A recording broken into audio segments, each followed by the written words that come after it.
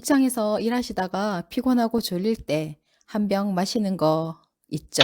바카스. 온 국민의 피로회복제 아닌가요? 그런데 바카스만큼이나 피로회복과 활력을 증진시키는 제철 음식이 있습니다. 뭘까요?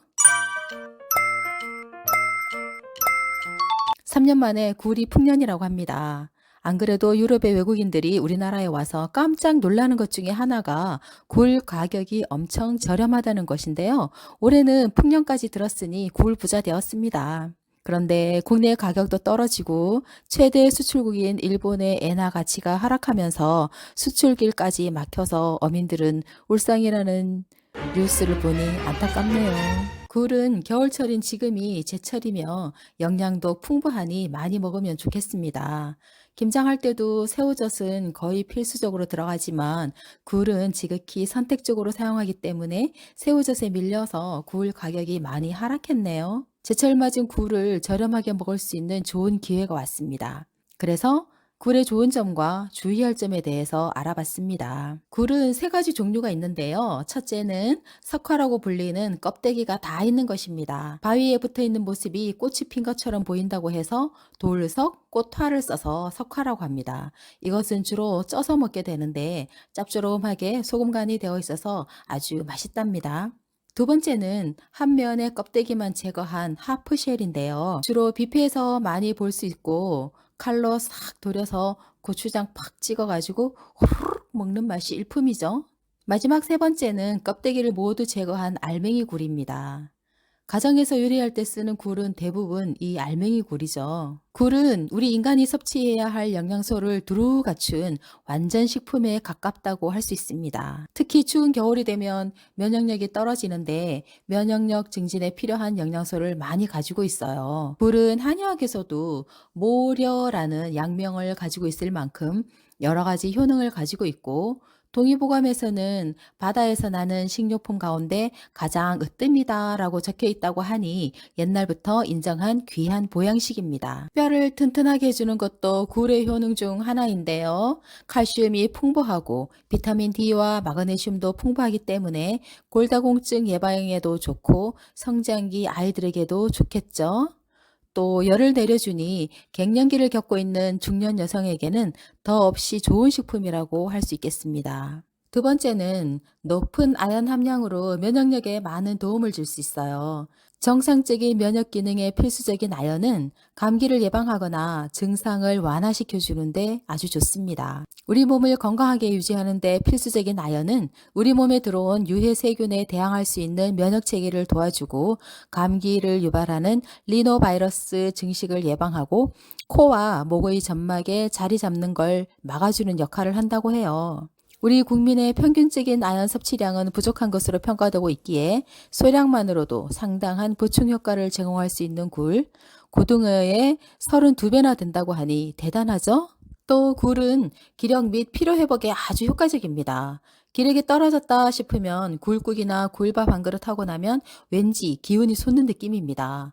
그 이유는 바로 타우린이 풍부하기 때문입니다. 피로회복을 목적으로 많은 분들이 섭취하곤 하는 바카스의 핵심 성분으로 유명한 타우린 및 비타민 B12가 풍부해서 잠자려고 했던 기운이 되살아납니다. 뇌의 기능을 활성화시키고 피로회복에도 좋은 타우린이 많아서 수험생에게도 엄청 좋겠습니다. 그래서 굴은 바다에서 건진 완전 식품이라고 한답니다. 또 피부 개선에도 도움이 될 것 같습니다. 왜냐하면 비타민 A와 함께 피부에 좋은 레티놀 성분도 풍부하고 비타민 E 등 항산화 작용을 통해서 피부를 건강하고 깨끗하게 만들어주기 때문이죠. 아토피, 피부염 등에도 좋고요. 그래서 예로부터 굴을 많이 먹으면 얼굴색이 곱고 뽀얗다고 익히 알려져 있습니다. 피부 미용에 좋은 효과가 있으니 사춘기 아이들에게도 좋고 풍부한 단백질과 칼슘 등이 어린이들의 성장 발육에도 도움을 줄 수 있으니 남녀노소 모두에게 좋은 식품이죠. 이렇게 좋은 식품도 주의할 점이 있답니다. 첫째는 식중독입니다. 겨울철에는 기온과 습도가 낮아서 음식이 상하는 경우가 여름보다 적기 때문에 흔히 식중독이 잘 걸리지 않을 것으로 생각하기 쉽지만 기온이 낮을수록 활발하게 활동하는 바이러스가 있고 온도가 낮아도 생존할 수 있는 병원성 세균들이 있기 때문에 주의해야겠습니다. 굴을 먹을 때 주의해야 할 점은 바로 노로바이러스에 의한 식중독입니다. 노로바이러스는 추위에 엄청 강해서 영하 20도에서도 살아남고 아무리 깨끗이 씻어도 100% 제거하기는 어렵다고 합니다. 또 전염력이 강하기 때문에 손을 깨끗이 씻고 면역력을 키우는 것이 중요하겠습니다. 그럼 굴은 어떻게 먹어야 안전할까요? 노로바이러스는 열에 엄청 약하기 때문에 가열하는 조리를 해서 먹으면 안전하답니다. 봉지에 있는 유의사항과 유통기한을 보고 조리해야 하며 중심 온도 85도에서 1분 이상 가열해서 익히면 노로바이러스는 싹 사망 처리된다고 합니다. 근데 굴은 생으로 먹어야 좋은 거 아니야? 이렇게 생각할 수 있죠?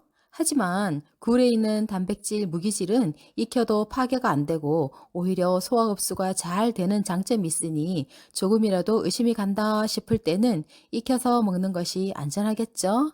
유통기한이 따로 없는 재래시장 굴은 색이 중요합니다. 빛깔이 우윳빛으로 투명한 것이 좋고 누리끼리하고 윤기가 없는 것은 피하는 것이 좋겠습니다. 또 냉장 보관했을 때는 2, 3일 이내에 섭취하는 것이 좋고요. 그 이상 보관할 때는 냉동 보관하는 것이 안전하겠네요. 두 번째 주의할 점은 바로 미세 플라스틱입니다. 영국의 헐요크 의과대 연구팀이 2014년부터 2020년까지 진행된 50여 개의 연구를 검토해 어류 및 각각류의 오염 수준을 조사했더니 겨울철 보양식으로 많이 먹는 굴에서 미세 플라스틱이 가장 많이 검출된 것으로 나타났는데 그 이유는 굴처럼 소형 갑각류들은 모래에서 적은 먹이들을 걸러 먹는데 이때 미세 플라스틱을 먹이와 구분하지 못하고 그대로 먹어버리기 때문입니다. 미세 플라스틱은 매우 작은 크기를 지녔기 때문에 발견하기 쉽지 않을 뿐더러 인체에 들어오면 분해되지 않고 그대로 혈관이나 림프관 등을 통해 몸 곳곳을 돌아다니며 폐암이나 유방암, 전립선암, 갑상선암 등 각종 암을 유발한다고 합니다. 최근 국내에서 진행된 연구에 따르면 체내에 흡수된 미세 플라스틱이 암세포의 성장 속도를 높이는데 위암세포의 경우 최대 74%나 더 빠르게 자랐으며 다른 세포로의 전이도 최대 11배에 많은 것으로 나타났습니다. 특히나 문제가 되는 것은 우리의 입으로 들어오는 해산물의 원천지인 우리나라 해양의 오염 수준이 심각하다는 것인데요. 확인 결과에 의하면 국내 바다 미세 플라스틱 오염 발생의 90에서 99%가 스티로폼 부표 때문이었고 바다로 퍼져나가 스티로폼 미세 플라스틱이 양식장의 굴과 홍합뿐 아니라 갯벌 속에 사는 바지락 등의 수산물을 통해 우리 입으로 들어오고 있었는데요.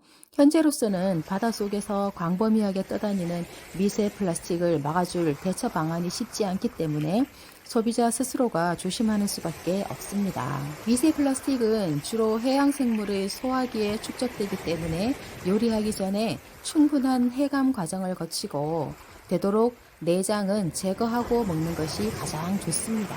중년 남녀는 물론이고 노년기의 골다공증 예방에도 좋다고 했죠. 사춘기 아이들의 여드름 피부 개선에도 도움되죠. 수험생에게는 뇌 활성화와 피로 회복에도 좋으니 온 식구가 많이 먹어야겠죠. 물론 주의사항을 지키면서 말입니다. 제철 음식을 즐김과 동시에 적절한 야외 활동과 운동을 통해서 건강과 적정 체중을 유지하는 것이 필요하겠습니다. 오늘도 시청해 주셔서 감사하고요. 우리는 다음에 또 만나요.